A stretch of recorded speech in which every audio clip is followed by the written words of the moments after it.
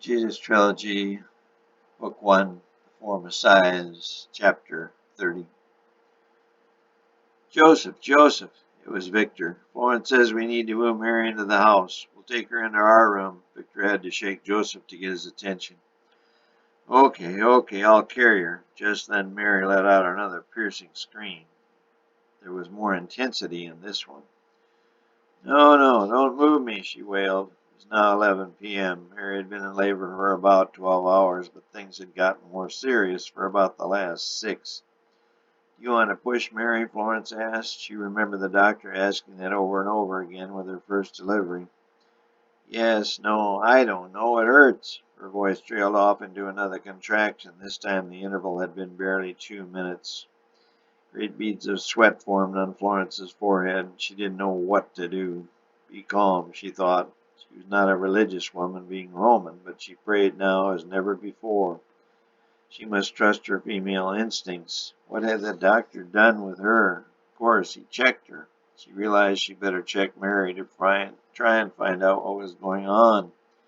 She remembered the doctor checking her so many times during the awful 24 hours of her first labor. So she dipped her hand in the hot water and said to Mary, "I've got to check you, Mary." "No, Mary, I must." "You know how?" "No, but I must try." The next contraction was coming. "Please hurry. Do something. Do anything. Oh, Father in heaven, please help me." "Lie on your back, Mary," Florence said firmly. After the contraction was gone, Mary rolled back slowly. "Spread your legs." Mary did so. Joseph and Victor were up at the front of the stable. Joseph was praying, and Victor, though not a believer in Joseph's God, was silently praying to his Roman God as he looked out the window to the eastern sky. "What's the name of that star?" Joseph took a quick look and then resumed praying. Mary's screams drowned out his answer of, "I don't know." Florence gently placed her index and middle finger against Mary's swollen labia. She had never done this, and it took her a few seconds to find the opening. Mary screamed, but kept her legs apart. Slowly, Florence advanced her 2 fingers into Mary's vagina. She had only gotten 2 inches into the canal when she encountered something firm. "Oh, Mary," she exclaimed, unable to conceal her excitement. "The head is right there. Your baby has hair." She had felt the baby's slippery head and a strand of moist hair. "Oh, here comes another one." "Mary, you have to push," Florence ordered silently. "Push now." Mary dutifully obeyed, but after 2 seconds she quit pushing and let out another scream. "Mary, you've got to push. Push the pain away. Push now." Mary took a deep breath and pushed. This time she held it for about 6 seconds. "Take another quick breath and try again." That Mary did as instructed, surprised Florence. "Push, Mary." Florence put her hand on Mary's stomach. She wanted Mary to push even though the contraction was gone. "I can't," Mary said, and then as she was ready to faint, Florence bit her lip. Let her rest, let her rest," Florence thought, realizing Mary couldn't push constantly. "Joseph," Florence called out. "What?" Joseph said, being startled from his daydream. "Joseph, I think I need your help." He came running back to the stable. "What is it? What can I do?" When he saw the scene, he quickly turned away. "Joseph, don't look. Just close your eyes and go up to the head of the bed. Well, whatever this is. You need to hold Mary's hand and keep a cool cloth on her forehead." Florence was soaked in sweat, as was Joseph, despite the coolness of the night. "Where are those towels, Victor?" she half yelled. Her husband came running and said, "Right here, dear." "Here comes another one," Mary yelled. A large bay horse in the next stall peered over the rail and whinnied. "Push, Mary, push," Florence urged.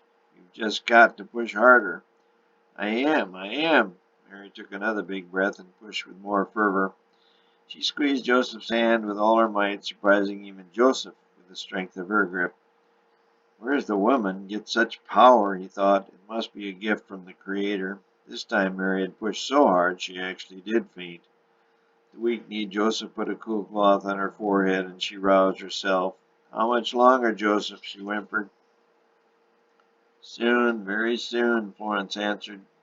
The wheels of her mind were suddenly turning faster. What would she do when this baby came out? The doctor had spanked her first baby but was unable to bring it to life. What would happen if this baby didn't have life? Please, God, help me, Florence pleaded. This was a God she didn't know very well, but she vowed to change that. First, she must have his help, and must have it now. There would be a cord and an afterbirth. She began to sweat even more and looked down to see both of her hands shaking uncontrollably.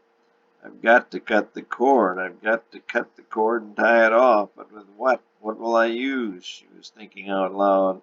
Another one. Mary's pain was intense, but it made her push all the harder. Good, Mary. Keep pushing. Florence could see just a little bit of hair now. Thick hair, she said out loud, not really meaning to. She looked around as Mary's contractions subsided.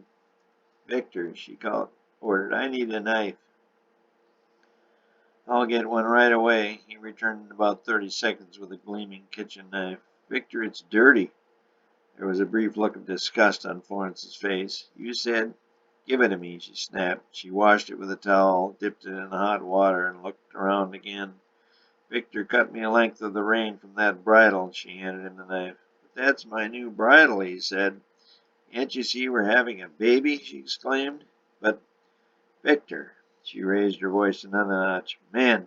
He handed her a 1-foot length of fresh leather from the new bridle.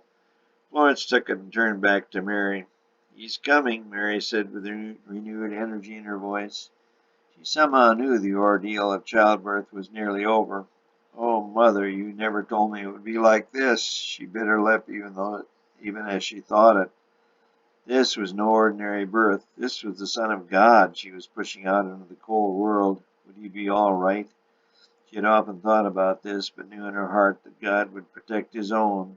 She silently apologized to God for bringing his baby, the new king, into the world in an old stable. Why, they should be in a palace. Another contraction, Mary announced as she pushed harder than she thought possible. Her bottom was numbed by the pain and the pressure, and she was sure the top of her head would pop off any minute. Push harder, Florence pleaded. I can see hair. What color is it? Mary yelled. She then resumed pushing. More hair, Florence said, ignoring the question. She was getting excited. Her fear leaving her, her hands even became steadier. Is he coming? Is he coming? Joseph, too, was now agitated. Yes, I think so, Florence said. How do these people know it's a he? She wondered again. Okay, dear, rest now. The next time we'll have that baby boy. Victor was also amazed. He was not supposed to be watching. It was against Roman law, and he suspected Hebrew law also, but he was the primary assistant and an essential part of this delivery. Besides, it was an emergency. He was actually the most calm of the four. Mary had thought, as had the other three, that her previous contraction would be the last one, but it was not to be.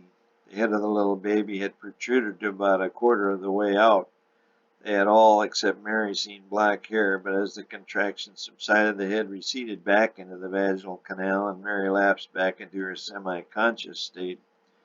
Joseph sank back, fearing the worst. Florence began praying again, this time more earnestly. Victor, on the contrary, had a big smile on his face. He was going to help deliver a baby. He, an innkeeper. His name would be in the paper. He would talk to the Gazette first thing in the morning. Great publicity, more business, expansion. He just might have to change the name of the inn. Birthing Inn, Babies Inn, Inn of the Child. That would be it. Perfect. Here it comes. The other three jumped, shocked by Mary's cry. Even Chester, the big bay horse in the next stall, sprang up at the cry. He again peered over the rail. Victor noticed. Turn your head away, Chester. This is a private ceremony. The horse did no such thing, of course. It kept staring at the proceedings as if it understood what was going on. Count, Florence yelled to Joseph. 1, 2, 3, 4, 5, 6, 7, 8, 9, 10. He didn't know how far to count. Take a breath and push again. Harder, Mary. The head was now 1/3 out. The vaginal opening was stretched almost paper thin. Is he here? Mary took a breath and pushed again. Almost. Push. Florence put her hand on the little head of the dark hair. Push. Mary took another breath and prepared to give the push of her life. She knew it would be her last. Suddenly the whole head of the baby popped through the vaginal opening. Florence kept her right hand on the little head. He's here, he's here. Mary and Joseph were both crying tears of joy. Victor was getting a little lightheaded, but Chester came through the delivery just fine. He whinnied. Florence held the baby's head steadily, then one shoulder popped through, followed quickly by the other, then two perfectly developed hands, followed by the body and the male equipment. It was indeed a boy. Florence was seemingly more amazed that it was a boy than that she had just delivered her first and ultimately her last baby. Suddenly she was cradling the beautiful baby in her arms. She noticed how slippery he was. I hope I don't drop him, she thought. Her hand was slipping from his little leg, but she regripped. Then she held him by both legs and gave him a crisp pat on the bottom. Wah! Mary knew it was the first cry of the King of the Ages.